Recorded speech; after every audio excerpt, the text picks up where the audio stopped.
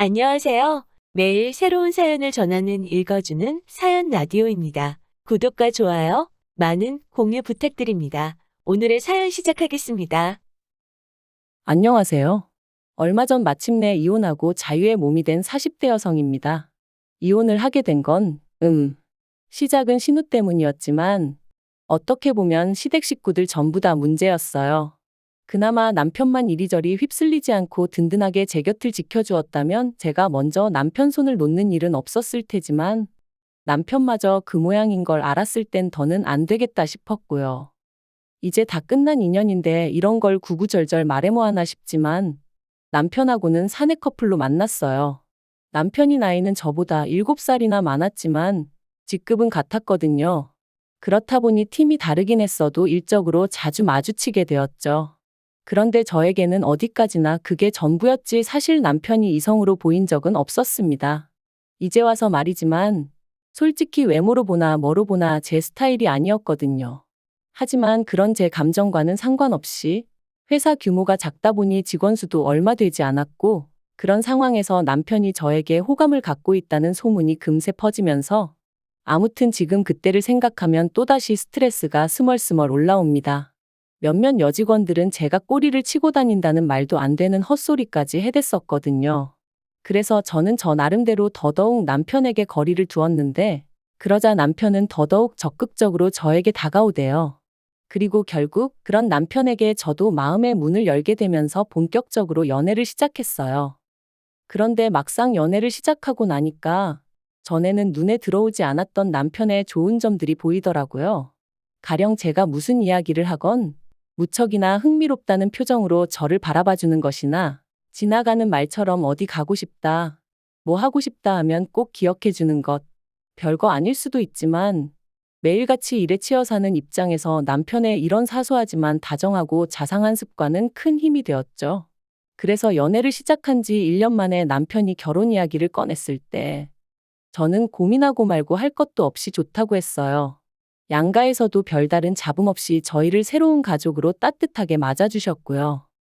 그런데 그렇게 남편과 부부의 연을 맺은 지 2년 만에 저는 꿈에도 생각해 본 적 없는 아픔을 겪게 되었습니다.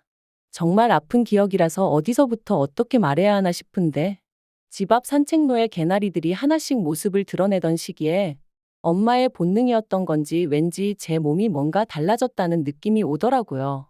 그래서 혹시나 하는 마음으로 테스트를 했는데 2줄이었어요. 사실 신혼은 1년만 즐기고 아이를 갖기로 남편하고 예전부터 얘기가 되어 있었는데 생각보다 임신이 되질 않아 조금씩 스트레스를 받기 시작했었거든요. 그랬으니 임신을 했다는 테스터기의 2줄은 저에겐 정말 벅찬 감동이었습니다. 그리고 이 기쁜 소식을 당연히 양가에도 알렸고 양가 부모님 모두 얼마나 좋아하셨는지 몰라요. 특히 친정부모님께서 무척이나 기뻐하셨는데 그 이유가 실은 저희 친정부모님도 굉장히 어렵게 저를 가지셨다 들었어요.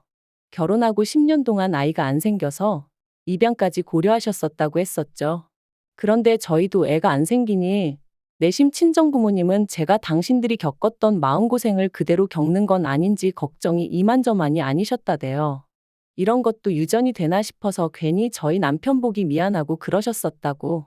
아무튼 그렇다 보니 양쪽 집안 모두 축제 분위기였고 다 같이 모여서 밥이나 한번 먹자. 어버이날쯤 모이면 어떻겠냐 그렇게 얘기가 되었습니다.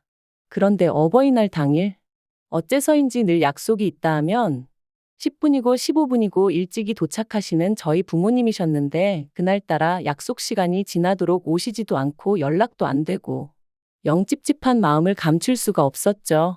그리고 그렇게 초조하게 기다리길 수분. 제 핸드폰이 울렸는데 그런 느낌 혹시 아시나요?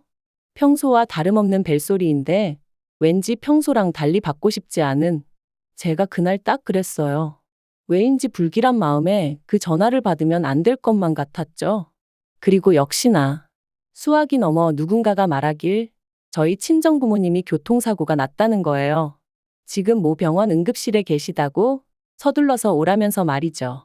저는 처음에 뭔가 잘못된 거라고 생각했습니다.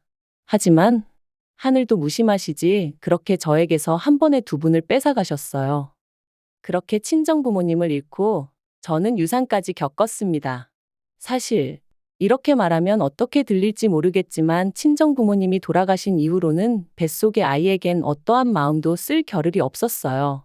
그래서 한 달 가까이 집안에서 폐인처럼 지냈더니 아이도 그렇게 저를 떠나더라고요. 그런데 그 와중에 신우가 뭐라고 했는 줄 아세요? 사람이 죽고 사는 문제는 하늘에 달린 법인데 그걸 가지고 그렇게 울고 짜고 하면 뭐가 달라지기라도 하냐면서 저희 부모님을 돌아가시게 한 음주운전 차량이나 뱃속에 아이를 잃은 저나 별반 다를 게 없다는 거예요. 물론 신우가 이 이야기를 할 땐 어디서 누구랑 먹었는진 몰라도 술에 진탕 취해 와서는 베베 꼬인 혀로 짓거리긴 했지만 정말 제 가슴에 비수가 되어 꽂혔어요. 그리고 이튿날 남편이 신우한테 미친 엑스라면서 저한테 당장 사과해라 어째라 해서는 뭐 사과를 받긴 했는데 자긴 술 취해서 기억 안 난다. 기억은 안 나지만 뭐 실수를 했다니 미안하다. 이딴 식의 사과였고. 그래서 이후로는 신우는 인간으로도 안 보였지만 그래도 시부모님과 남편을 봐서 대충 사과받아주고 넘어갔어요. 한편 사고 이후로 저는 제법 많은 유산을 상속받았습니다. 서울에 있는 아파트 2채와 작은 건물 하나 그리고 부모님 2분이 언젠가의 귀농을 위해 마련해 두셨던 땅까지. 2분 다 알뜰하신 건 알았고 그래서 재산이 어느 정도 있으실 거란 짐작은 하고 있었지만 그래도 이 정도의 규모일 줄은 몰랐기에 솔직히 적잖이 놀랐던 게 사실이에요. 아무튼 저는 고민 끝에 아파트 2채는 두고 건물을 정리했습니다. 그리고 건물을 팔아서 나온 돈으로 부모님이 귀농하려고 사두신 땅에 집을 지었죠. 솔직히 누군가의 눈에는 비효율적으로 보일지도 모르겠지만 그때는 제가 정말 마음이 허한 시기였어요. 그래서 남들 눈에 잘 띄지 않는 조용한 곳에 혼자서 마음을 달랠 만한 공간이 있으면 좋겠다 싶더라고요. 그리고 그렇게 마음쉴 공간까지 마련하고 나니 어느덧 1년이 넘는 시간이 흘러 있었고 그러자 저도 조금씩 마음을 다잡을 수 있게 되었습니다. 여전히 부모님의 사고는 큰 상처고 아픔이지만 그래도 뭐랄까 하루 이틀도 아니고 1년이 넘는 긴 시간 동안 툭하면 정신 나간 여자 마냥 눈물 쏟고 멍해져 있고 하는 저를 짜증 한 번 안 내고 받아주던 남편이 눈에 들어왔거든요. 그리고 그제서야 나만큼이나 남편도 힘들겠구나 싶은 게 이제 나도 정신 차려야겠다 뭐 그런 마음을 갖게 된 거죠. 그래서 저는 무엇이 나를 견디게 해줄까 생각하다가 오랫동안 생각만 하던 일을 실천에 옮겨보자 그런 생각이 들면서 저만의 작은 사업을 시작했습니다. 참고로 제가 여기다 무슨 사업인지 자세히 적을 순 없지만 저처럼 그리움이 가득한 사람들을 위로하는 그런 일이었는데 생각보다 정말 빨리 자리를 잡았고 매출도 쑥쑥 늘어나대요. 그래서 결국 남편도 직장을 관두고 제 사업을 같이 하게 되었죠. 그리고 그렇게 또 해가 지났을 무렵 저런 걸 누가 데려갈까 싶던 신우도 결혼을 했습니다. 시집 가면서도 조용히 얌전히 간 건 아니고 시부모님과 저희 부부 속을 있는 대로 긁고 갔어요. 사실 시댁은 가난한 것도 아니지만 그렇다고 다 큰 자식들을 계속해서 뒷바라지 해줄 만큼 여력은 없거든요. 그런데 신우는 계속해서 자기도 저희 부부처럼 서울에 있는 30평대 아파트에서 시작하고 싶다는 둥 헛소리를 해대더니 급기야는 저더러 아파트 2개 받지 않았냐. 하나는 누가 사냐 자기가 살게 해달라. 공짜로 살겠다는 소리 안 한다. 1억을 내고 살겠다. 뭐별 거지 같은 소리를 어찌나 해대던지. 그리고 그럴 때마다 저에게 미안하다 사과하는 건 다름 아닌 시부모님이셨습니다만 아무리 그래도 결국 팔은 안으로 굽는 거고 피는 물보다 진하다잖아요. 어머님은 아니라고 하셨지만 이따금씩 당신도 모르게 저에게 좀 서운한 기색을 내비추셨는데 그게 또 나름대로 상처가 되더라고요. 그래도 그걸 가지고 티를 낸 적은 없어요. 그것 때문에 이혼까지 결심한 건 더더욱 아니고요. 결국 신우 시집 갈 때 저희 부부가 1,000만 원 보태주는 걸로 이야기가 마무리되었고 그렇게 또 비록 겉으로만이긴 했어도 적당히 잘 지내고 있다고 생각했는데 결혼한 지 6개월도 안 돼서 시매부가 실직을 했다며 신우가 시매부를 저희 부부가 하는 사업에 좀 끼워달라고 연락을 해왔습니다. 마침 제가 직원을 한두 명 더 뽑아야겠다 생각을 하고 있긴 했는데 신우가 어떻게 알고 연락을 했나 싶을 정도로 기가 막힌 타이밍이었지요.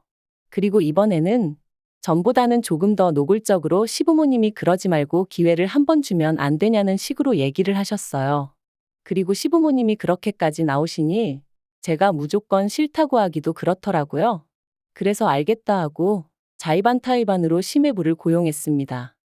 그리고 심해부가 합류한 지 어느덧 1년이 되어가던 올해 초 2월이었어요. 아버님 생신이라서 온 가족이 모인 자리였는데 신우가 또 권하는 사람도 없는데 혼자서 그렇게 술을 마셔대더라고요.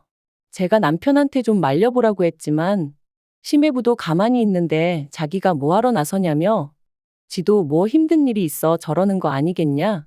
신경 쓰지 마라 그러대요.